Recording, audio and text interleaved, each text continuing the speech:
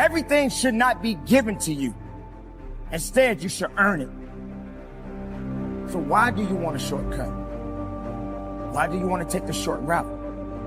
Well, I think everything in our lives starts with our body. If you're a person of faith, you believe that's where your soul is housed, right? And so if you do emotions. Fear is a very, very real emotion. There's not a person alive that does not experience fear on some level. Don't you believe that for a minute? Well, I think everything in our lives starts with our body. If you're a person of faith, you believe that's where your soul is housed, right? And so if you do emotions, you don't just feel them, you do them. In other words, and you know this from things you've learned in your life, but like joy is an actual action, not just an emotion. We feel a certain joy, there's a certain breathing, a certain movement in our body. Depression and sadness is something we do. We're more hunched over.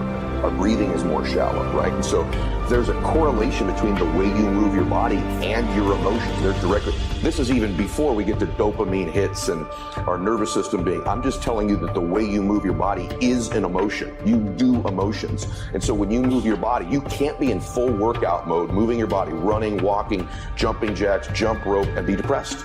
They don't go together simultaneously because your body doesn't get the connection. I'm moving like I'm joyful. I'm moving like I'm having sex. I'm moving like I'm happy. These are all joyful states. You can't be depressed simultaneously. So the quickest way to change our behavior, our emotions, and our state is with our body. I play these very strange games with myself when I'm at the gym. Fear is a very, very real emotion. There's not a person alive that does not experience fear on some level. Don't you believe that for a minute? I face it all the time. Fear is so big and so prevalent today. Nothing produces more failure than does fear. It is the fear of failure that freezes people before they even start. It is the fear of failure that causes you not to want to deal with the rejection and the potential hurt that failure causes. So fear cripples you on so many levels.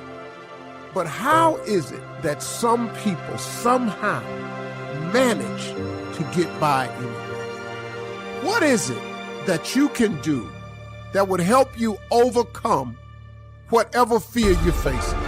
Well, here's what I was taught, and this has helped me in my life, my career, my family, my jobs, my ambition, everything.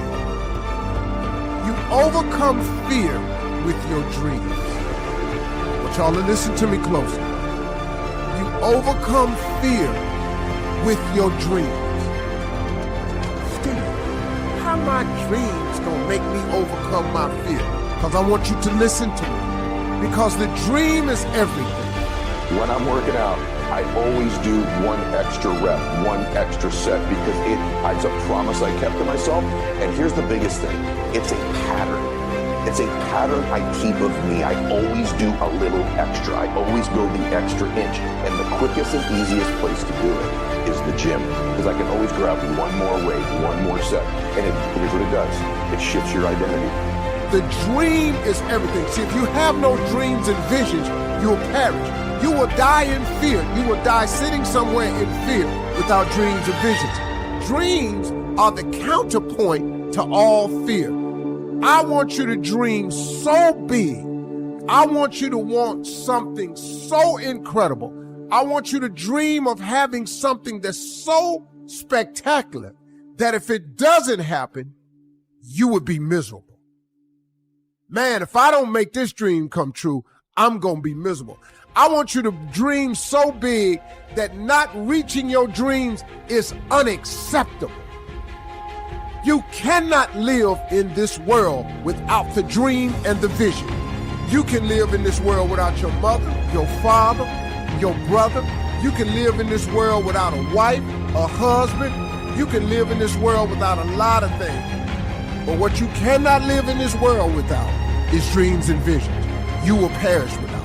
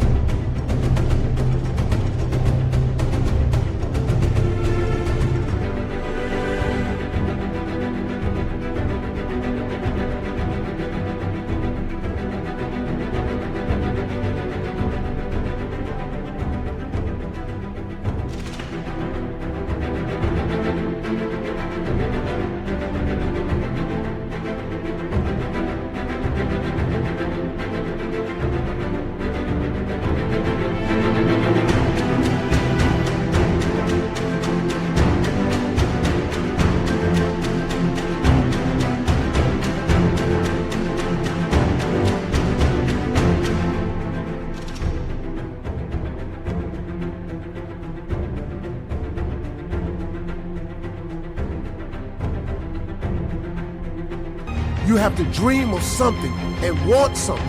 That's what keeps pushing you forward. So identity is the governor on our lives. It's the invisible force that no one understands. And once they do understand and get a hold of it, their life can change. And so not only if you don't get a hold of this, will these outward conditions of your life keep being exactly the same, but you could behave differently, you could do all the work now, you could be thinking great thoughts, but you are going to get out of your life. You're going to be the most powerful force in the world, I think, is to be consistent with the concepts, ideas, worth that you hold for yourself. You will get that out of your life, what you will tolerate. She pleaded with him, please, don't kick my baby out. Let him stay in school. And I'll never forget, the principal went to my file and he showed my mom my academic, middle school, high school. He said, you want school for your son. He don't want school. He's been kicked out on several occasions. His grades, he don't want to be here. You want him to be here. And I'll never forget, you guys are athletes, so you know that walk you take?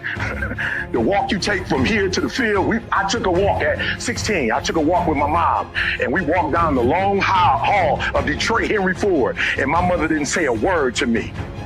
Oh, you know when, now I don't know about where y'all come from, but where I come from, when your mama gets so mad she can't talk, you've gone too far. And I remember we walked out and we opened the door and my mom went to her car. And I remember my mom shed a tear. And my mom said, I ain't raised you like this. I don't know what happened to you. I didn't raise you like this. But you know what happened? I was hanging with people and I was making their decisions, not thinking about my mama and how it would hurt my mama. Everything should not be given to you. Instead, you should earn it.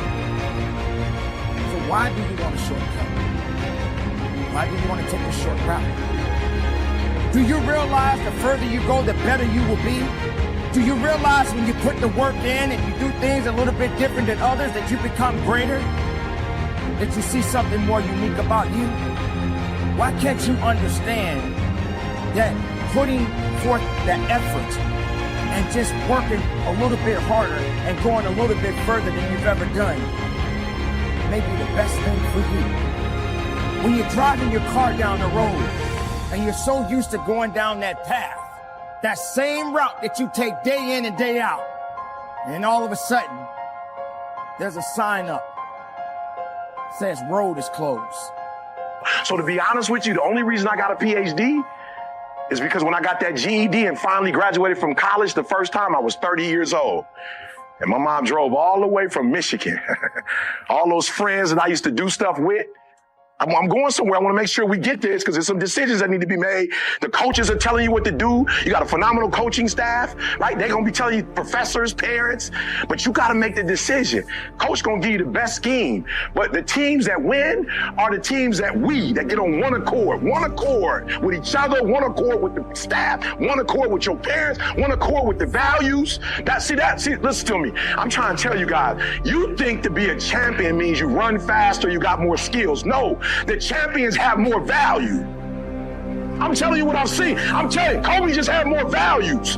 Kobe just wanted it more than everybody else wanted. Kobe was relentless. Kobe had a value of relentless. He didn't just know the word relentless, he was relentless. It was in his DNA. But you haven't given yourself the time to know your neighborhood. You haven't given yourself the time to know there has to be another way to get to my destination. But all your life, you just stayed on that one road. That's all you knew. Not realizing that there are other roads out there just waiting for you. You got to get uncomfortable. You got to understand that maybe I got to go the further distance this time. Maybe I shouldn't take that short road. Maybe I should take a different road.